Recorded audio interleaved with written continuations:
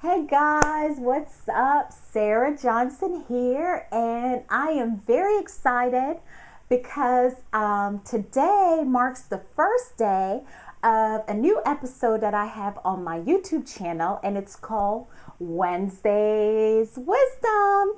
So, what I hope to deliver to you each Wednesday is a dosage of wisdom that will help you to become motivated, but not just motivated, but helps you to take inspired action that gets you one step closer to whatever goal you have in mind. So each Wednesday I may talk about a book that I've read or an idea that just flowed to me, or a show that I've watched, just information that I'm going to feed you that will help you to take inspired action to up level your life, to transform the world. So welcome to today's first episode, and today we're going to talk about limiting beliefs. I cannot emphasize how important this topic is because our beliefs really fuel the way we behave. The beliefs are basically the gasoline to the fire. It fuels that fire. It really fuels us in our behavior. So beliefs is anything that we believe, a feeling of certainty about any given idea. So, if you think about a belief, I'm going to use the analogy of a tabletop and legs. So this book represents the tabletop and the pen represents the legs. So the tabletop by itself is just an idea. However, when you start putting legs underneath it, it becomes supported. So these supports are also called references. So they support your beliefs. Without the legs, the tabletop will not stand. So once you assign the legs to this tabletop, this idea, it now becomes a belief. And it stays with us until we decide to remove the legs, supporting evidence or beliefs that's holding this tabletop up. So, for example, you may have a belief that I am not smart. Okay, so first of all, it's an idea. I'm not smart, the tabletop. And then it becomes a belief when, you have a teacher that said, oh, you're stupid. Bam. That's one support. Or you have your mother, because you didn't understand a concept, she was like, oh, you're not going to amount to anything. Bam. That's another support. Or you may have failed a grade, like myself. I failed the 5th grade when I first moved to the U.S., not because I wasn't smart, but because they thought that's the best thing to do. Bam, that's another supporting evidence. So over the time, as the years progress, you have all of these legs that further reinforces this idea, and it becomes a belief that really steeps into our mind, steeps into our subconscious, and it outpictures in our lives, in our actions or lack thereof. It may lead to procrastination. It may lead to addictions, just disempowering behavior. So a belief can be classified into 2 categories. You have empowering beliefs. Those are the ones that helps you and really supports you and has your best interests in mind. These beliefs would be something like, I am beautiful. I am loving. People are always supporting me. I was placed here to deliver my gifts. Anything that's empowering. Then you have the limiting beliefs. They cut you off from your goal. They restrict you. They keep you stagnating. And these beliefs are, like I've mentioned, I'm not smart enough, I'm too skinny, I'm too fat, I'm too old, I'm too poor, whatever the case may be. And it keeps you stuck. It keeps you from taking action. So in order to take out, in order to deal with the belief, you have to take away the references that you have, all of the legs, the supporting evidence associated with the belief.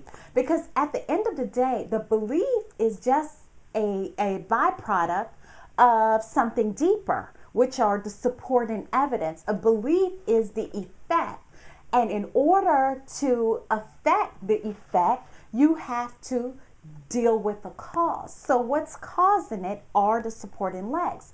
So one way to dismantle the legs from these beliefs is to create pain, associate pain with these beliefs. So for example, say for example, you have the belief that I'm not smart enough. So you want to start asking questions, really questions that will associate a deep level of pain to that belief. So you may want to say, well, what is it costing me to hold on to this belief? So if you think you're not smart enough and you have an idea, perhaps you want to go into business for yourself, you want to start your business, but if you think you're not smart enough, that belief in itself is going to prevent you from talking to clients, from doing cold calling if needed in your business, from, approaching mentors, or you may think that they're better than you, you're not good enough. Maybe, you won't take the courses that's needed or invest the money in the programs that's needed to really jumpstart your business or take your business to the next level. So you want to associate pain with this belief. So what is it costing me? What is it costing me financially? What is it costing me emotionally? Emotionally, it's weighing down on me because in one instance, I want to start this business. But at the same time, I feel like I'm not smart enough. So I'm not doing anything that will get me closer to starting this business. So it's really, I'm not making any progress in my life. Maybe I'm at a job that I don't like. I'll remain there and sell my soul for the next 50 years and wait for retirement at the age of 67 or even longer than that. So what is it costing me for me to keep this belief? That's one question that you can ask. And then once you start, I would really journal these questions, because once you start to ask questions, you're really shining light on the belief and you're taking away the legs from this belief, So the more and more questions that you ask yourself about the belief, the less legs it had. And eventually, once you start taking away legs from the table is going to fall and that belief will no longer be able to stand up. However, that's not the end of it. So you want the belief to crumble, but you also, nature abhors a vacuum.